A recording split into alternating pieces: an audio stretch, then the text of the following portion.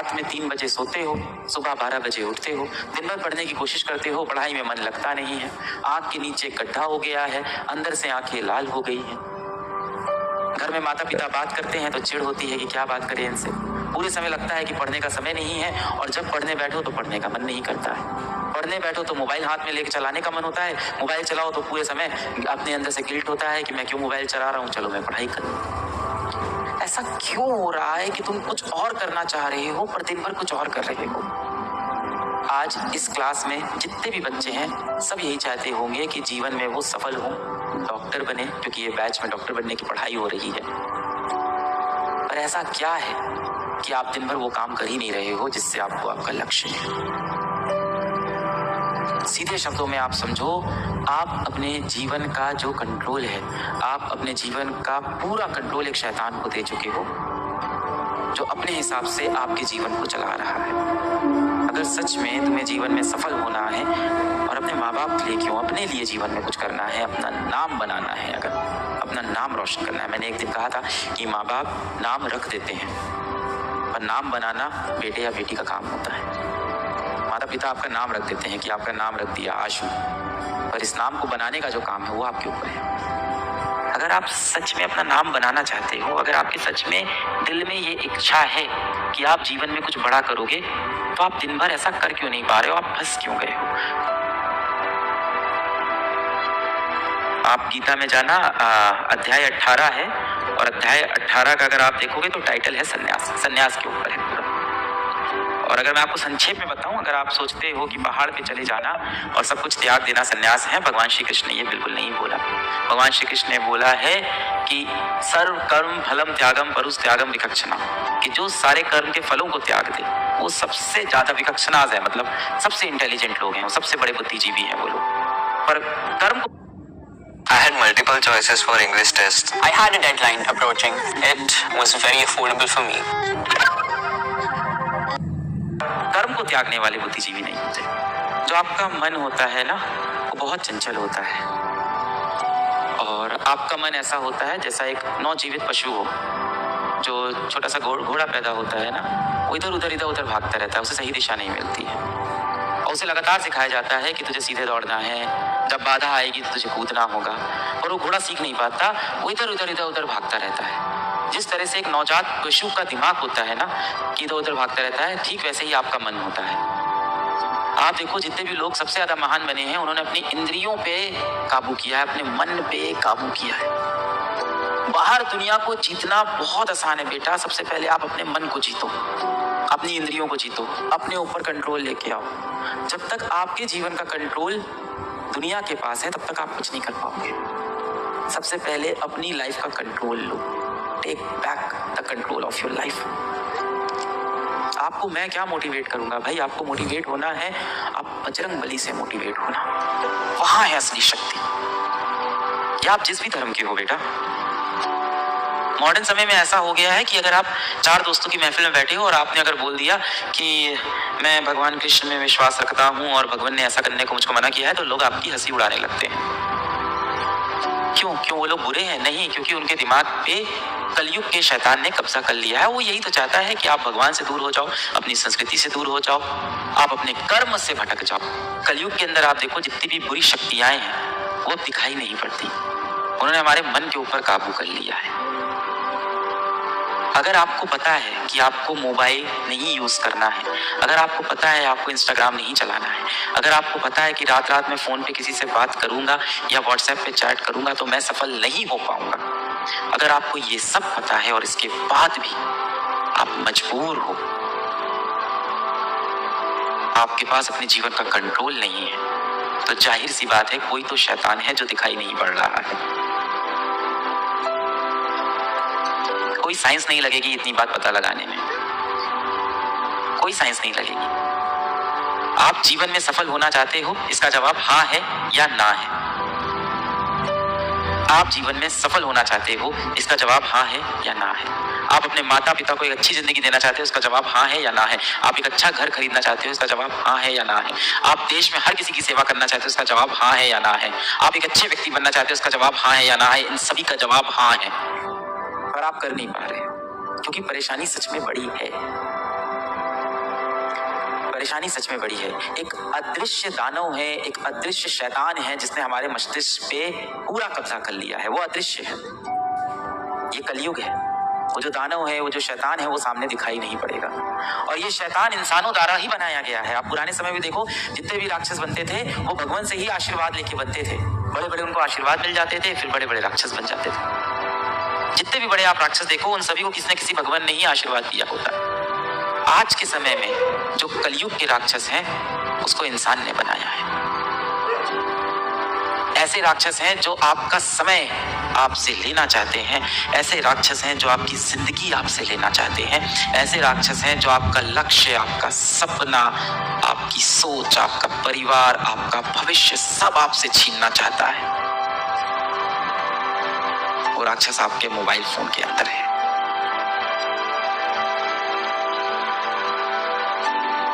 आप मोबाइल का इस्तेमाल नहीं करते, मोबाइल आपका इस्तेमाल करता है। अभी हुआ क्या ना कि कलयुग के अंदर क्या हुआ कि पढ़ाई के नाम पे भगवान पे विश्वास ना करने को कूल समझने लगे, अपने आप को एजुकेटेड समझने लगे लोग। माँ बाप से बदतमीजी से बात करने को एजुकेटेड समझने लगे हैं लोग। गंदे शब्दों का प्रयोग करना, गंदे गंदे वीडियो देखना, भगवान पे से भरोसा उठना, इन सब को आप सोचते हो कि आप एजुकेटेड हो गए। आप डॉक्टर ही बनने जा रहे हो ना? हाँ, ऑपरेशन थिएटर के अंदर भी एक छोटा सा मंदिर बना होता है बेटा, और डॉक्टर भी क्या बोलता है कि सब भगवान के हाथ में। जैसे ही बुरा समय आता है आप बोलते हो सब भगवान के हाथ में। हर शाम एकदम दिल से अपने एक भगवान से, जो इस भगवान को आप मानते हो, उससे दिलो जान से एकदम कनेक्ट हो जाओ और माफी मांग लो कि आपने जो गलती की है। इतनी शक्ति मिलेगी ना बेटा आपको। जो प्रॉब्लम्स आपको लग रहा है कि चली जाएगी, क्यों नहीं जा रही है? क्योंकि इन सभी प्रॉब्लम को शक्तियां मिली हैं। किसने दी है? किसने दी है? दुनिया के बड़े बड़े दिग्गजों ने दी है। बड़े बड़े दिग्गज जो ऐसे प्लेटफॉर्म अब बना रहे हैं जो आपके समय के साथ साथ आपका भविष्य, आपका सपना, आपकी जिंदगी, आपका डेटा, आपकी चॉइसेस सब आपसे छीन ले। इनसे आपको लड़ना है तो आपको वापस जाके अपने माता पिता, अपने भगवान पे भरोसा दिखाना होगा। आज इस सेशन के बाद में हाथ जोड़ना भगवान श्री कृष्ण के सामने, भगवान श्री राम के सामने, जिस भी भगवान को आप मानते हो, जिस भी धर्म के हो आप। हम भारतीय हैं, हर धर्म की इज्जत करना हमारे संविधान में लिखा है। आप जिस भी धर्म के हो बेटा, जिस भी भगवान को आप मानते हो, उनके सामने हाथ जोड़ना, सच्चे दिल से माफी मांगना अपनी गलतियों के लिए, एक अच्छा इंसान बनने का संकल्प लेना, और ये क्रिया हर शाम करना शुरू कर दो। अपनी जड़ों को वापस मजबूत करो, ये सारी दिक्कतें वहीं से हल होंगी। आप सब तो डॉक्टर बनने वाले हो ना? बताओ कोई इंसान बीमार कैसे ना पड़े? बताओ हमें बीमारियां क्यों होती है? मैं बहुत बेसिक सवाल पूछ रहा हूँ। आप सब तो डॉक्टर बनोगे। हम सबको बड़ी बड़ी बीमारियां से बचना है तो हम क्या करें? क्या बोलते हैं उसको? अपनी इम्यूनिटी को स्ट्रॉन्ग करें, है ना? हमारे जो शरीर के अंदर रक्षा होती है, जो हमारा शरीर खुद की रक्षा करता है, उस सिस्टम को हम और ज्यादा मजबूत कर लें, अपनी इम्यूनिटी को स्ट्रॉन्ग करें। दवा खाने से तो लोग सही नहीं होते, आपको भी पता है। तभी तो बोला जाता है prevention is better than cure. दवा खाना तो मजबूरी हो गई क्योंकि बीमारी शरीर में प्रवेश कर चुकी है। अपनी इम्यूनिटी स्ट्रॉन्ग करें। अब आप मुझसे आके रोज टैबलेट मांग रहे हो कि सर कुछ दवा दे दो जिससे मेरा ये सारी बुरी आदतें मेरी जीवन की छूट जाए और मैं एक बहुत अच्छा व्यक्ति बन जाऊं और जीवन में सफल हो जाऊं। तो मैं आपको दवा दे दूंगा। दवा का असर क्या होता है? कितने दिन रहता है? 1 दिन, 2 दिन, 1 हफ्ता, 1 महीना। फिर क्या है? अंदर से अगर आपकी इम्यूनिटी स्ट्रांग नहीं है तो अगली बार फिर वो बीमारी आपको पकड़ लेगी। इस टाइम तो इतनी बीमारी फैली हुई है, मानसिक रोग, डिप्रेशन, इतनी बड़ी बीमारी इस समय फैली हुई है। हर तरफ लोग डिप्रेस्ड हैं।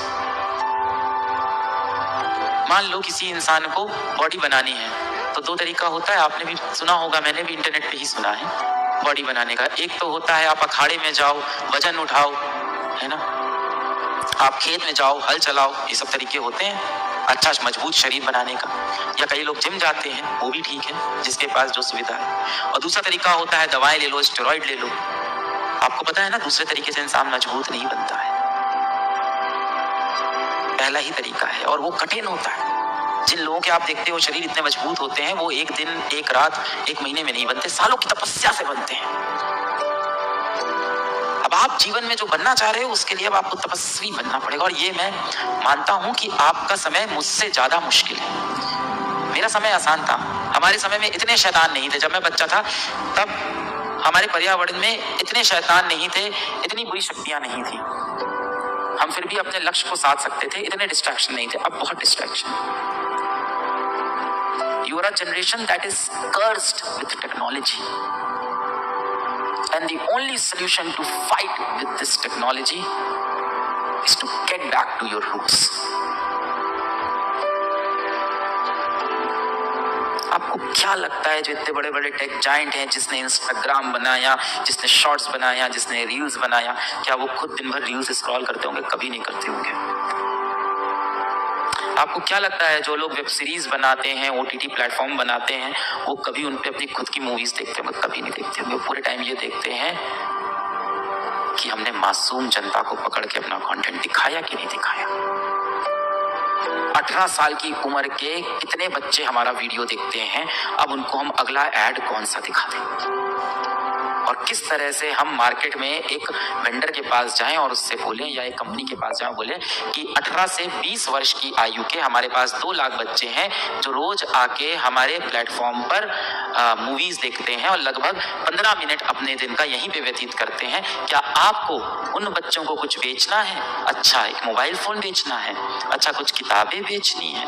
अच्छा, आपको उनको कुछ खिलौने बेचने हैं? आओ ऐड करो। दुनिया बहुत बड़ी है, अगर आप प्रॉब्लम को सही में सॉल्व करना चाहते हो तो अब आपको इस दिशा में सोचना पड़ेगा, रूट्स पे वापस आना पड़ेगा। रील्स देखने में दिन के कितने घंटे चले जाते हैं? 4, 5, बस दिन भर कुत्ते बिल्लियों की। और देखिए, कोई कितनी भी कोशिश कर ले